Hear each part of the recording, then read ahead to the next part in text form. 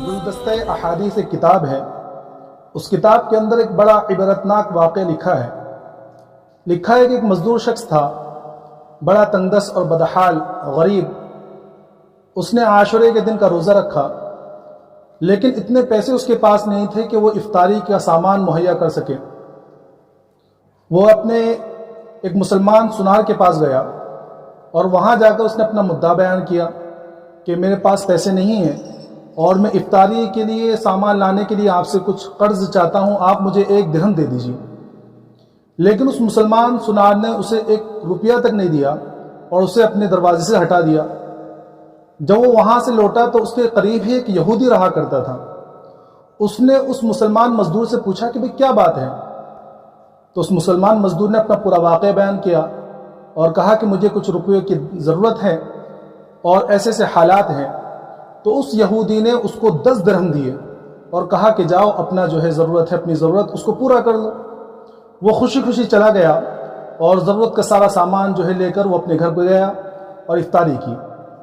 جب رات کا وقت ہوا تو اس مسلمان سنار نے، جس نے پیسے دینے سے انکار کر دیا تھا، اس نے خواب دیکھا اور خواب میں اس نے دیکھا کہ قیامت قائم ہو چکی ہے اور اتنی شدت سے اس کو پیاس لگی کہ اس کی زبان باہر آنے لگی۔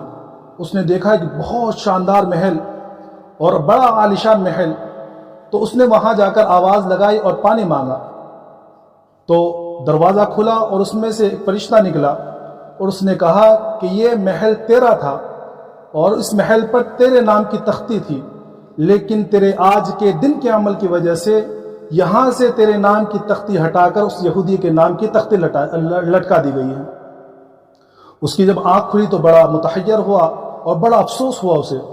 وہ بھاگا دن میں اس یہودی کے پاس پہنچا اور اسے یہودی سے کہنے لگا کہ کل کے تمہارے عمل جو تم نے 10 درہم دیے ہیں، اس عمل کا ثواب تم مجھے 100 درہموں کے بدلے میں بھی دے دو۔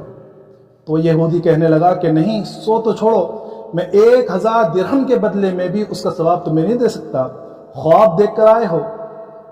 تو اس نے بڑا پریشان ہوا۔ وہ مسلمان کہنے لگا کہ تمہیں کیسے معلوم؟ اور اس اللہ نے، رب العزت نے مجھے بتلایا کہ جس طرح تو نے خواب دیکھا اسی طرح میں نے بھی خواب دیکھا، اور میں نے خواب میں وہی سارے معاملات دیکھا اور مجھے بتلایا گیا کہ اس عالیشان محل میں پہلے اس مسلمان کا نام تھا، لیکن تیرے دن کے عمل کی وجہ سے اس مسلمان کا نام ہٹا کر تیرا نام لکھ دیا گیا۔ اور یہ کہہ کر وہ یہودی فوراً کلمہ پڑھ کر مسلمان ہو گیا۔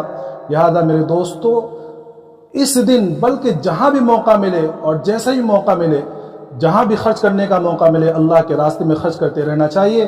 پتہ نہیں ہمارا کون سا عمل اللہ کے ہاں قابل قبول ہو جائے اور ہماری زندگیوں کا رخ بدل جائے اور ہماری آخرت کا رخ بدل جائے اور ہماری آخرت بن جائے۔ اللہ رب العزت کہنے سننے کے ساتھ ساتھ عمل کی توفیق عطا فرمائے، آمین۔